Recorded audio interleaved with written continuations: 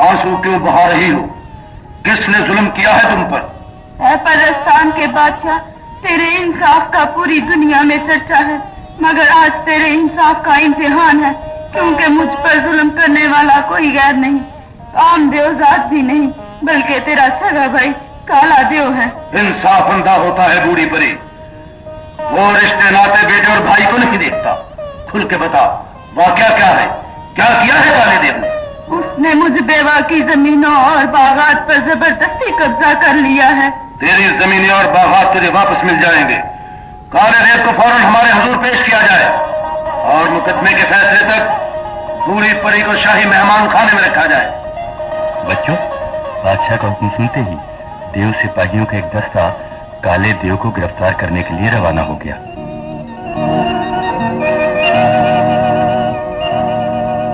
मगर जो ही ये दस्ता काले देव के महल के सामने पहुंचा, महल के बुलंद दरवाजे की छत से आग के तीरों की बारिश शुरू हो गई।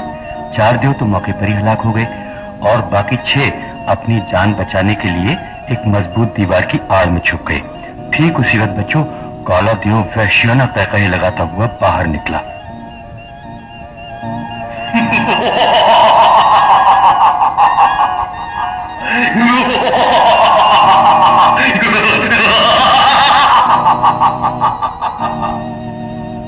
बेवकूफ बादशाह के गुस्ताख सिपाहियों, मैंने जादू के प्याले में देख लिया था कि बूढ़ी परी दरबार में पहुंच चुकी है और बादशाह के हुक्म पर तुम मुझे गिरफ्तार करने आ रहे हो।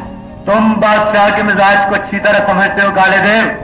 उसने आज तक किसी मुजरिम को माफ नहीं किया। पहले तुम पर बुढ़िया की जमीनों और बागात पर कब्जा करने का इल्जाम था, अब तुम 4 सिपाहियों के कातिल भी हो। मैं जो कुछ भी हूं, लेकिन तुम्हारा बादशाह मेरा कुछ नहीं बिगाड़ सकता। ठीक है, हम तुम्हारे ये बाग़ियाना अल्फाज और सिपाहियों की लाशें बादशाह के हुजूर पहुंचा देंगे। इसके बाद जो कुछ होगा उसके जिम्मेदार तुम खुद होगे। ठीक है, जाओ अपने बादशाह से कह दो कि मैं हर किस्म के हालात का मुकाबला करने के लिए तैयार हूं। बच्चों, दरअसल काला देव अपने भाई और परस्तान के बादशाह लाल देव को तख्त से हटाकर खुद बादशाह बनना चाहता था और हमेशा ऐसी हरकतें किया करता जिससे बादशाह को गुस्सा आए। काले देव को विरसे में बहुत बड़ी जागीर मिली थी, उसके पास फौज की भारी तादाद भी थी, मगर बादशाह अपनी रहमदिली के सबब अपने भाई काले देव की छोटी मोटी गलतियों को माफ करता रहता था। लेकिन जब 4 देव सिपाहियों की लाशें उसके सामने पहुंची तो वो गुस्से से आग बबूला हो गया। उसने अपनी तलवार म्यान से निकाली, जादुई कालीन पर बैठा और उड़ता हुआ काले देव के महल के सामने जा पहुंचा। काले देव तो पहले ही तैयार था बच्चों। उसने जब बादशाह को नंगी तलवार हाथ में लिए कालीन से उतरते देखा तो जोर का कहकहा लगाया।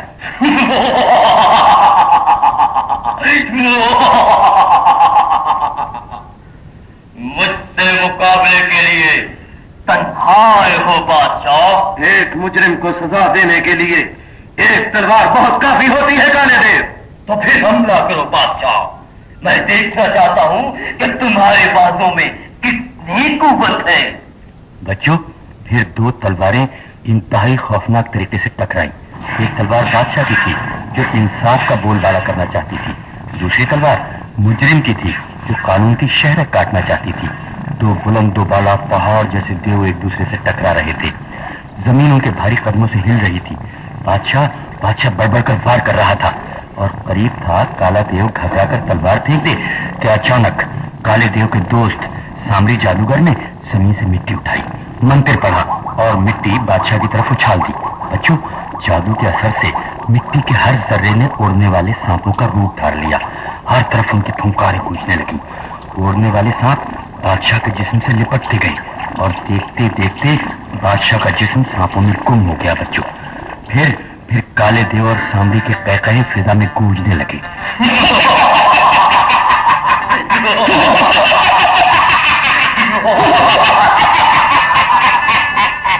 मेरे दोस्त, सांपों के जहर ने बादशाह को खत्म कर दिया है।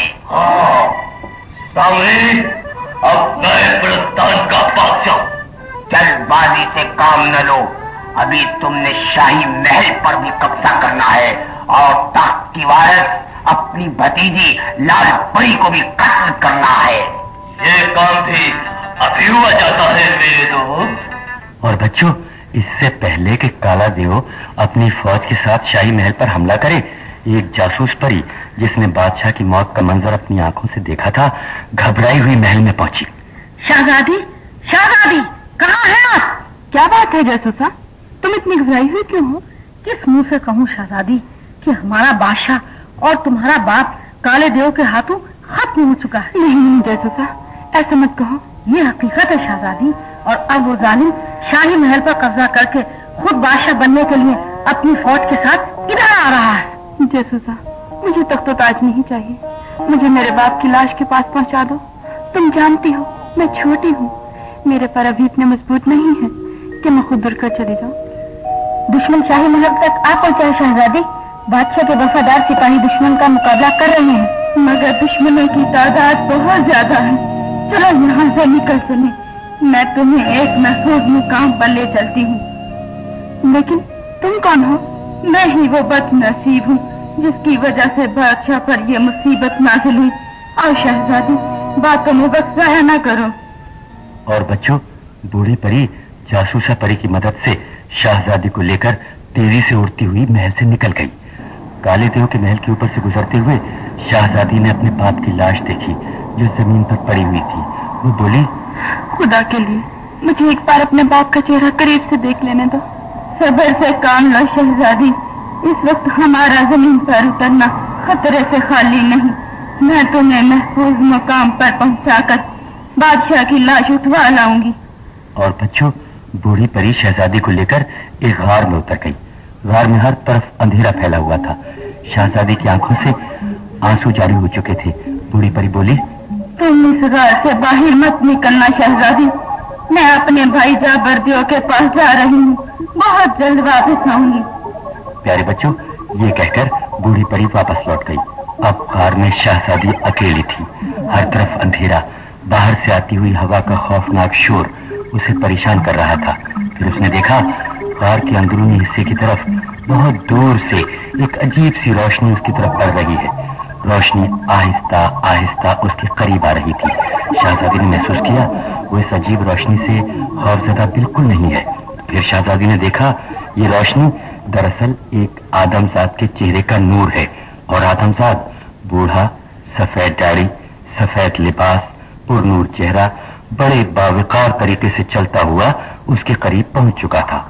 शहजादी उस बुजुर्ग शख्स के चेहरे की तरफ देखने की जुर्रत न कर सकी। उसकी निगाहें झुक गई।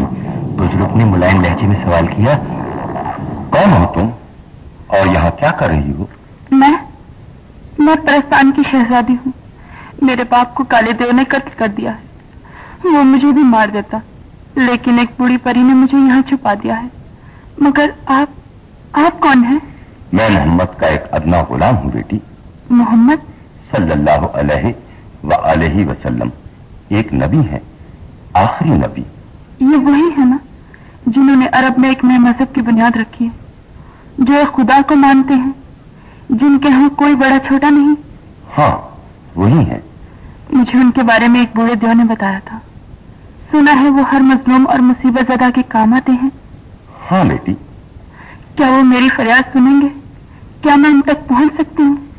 उन तक पहुंचने की भी जरूरत नहीं है बेटी। सच्चे दिल से उनका नाम लो, सच्चे दिल से कहो खुदा एक है, उसका कोई शरीक नहीं। तुम देखोगी खुदा की रहमतों के दरवाजे किस तरह खुलते हैं और जुल्म खुद ब खुद किस तरह मिट जाता है। फिर बच्चों, जानते हो उसके बाद क्या हुआ? शहजादी ने सच्चे दिल से अल्लाह के एक होने का इकरार कर लिया और मोहम्मद को नबी बरहक तस्लीम किया। बच्चों, ठीक उसी वक्त बूढ़ी परी अपने भाई जाबिर देव के साथ बादशाह के मुर्दा जिस्म को लिए हुए अंदर दाखिल हुई। शहजादी ने बाप की लाश देखी तो उसकी आंखों से आंसू बहने लगे। वो बाप की लाश पर गिरकर रोने लगी। बुजुर्ग इंसान ने बादशाह की लाश को गौर से देखा और शहजादी से कहा, आंसू बहाने की जरूरत नहीं बेटी, तेरा बाप जिंदा है, उस पर शदीद किस्म की बेहोशी तारी है। बाबा, आप सच कह रहे हैं बाबा? हाँ बेटी, जिसे अल्लाह जिंदा रखना चाहे उसे कोई नहीं मार सकता। और फिर सचमुच बादशाह को होश आ गया बच्चों। उसने बेटी को देखा, बुजुर्ग इंसान पर नजर डाली और उठकर बैठ गया। मैं जिंदा हूँ।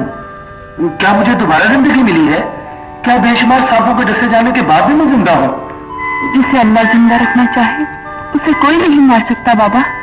तुम्हारी नई जिंदगी उस नबी के नाम की बरकत है जो रहमत है जमीन और आसमानों के लिए। मुझे उस नबी का नाम बता बेटी।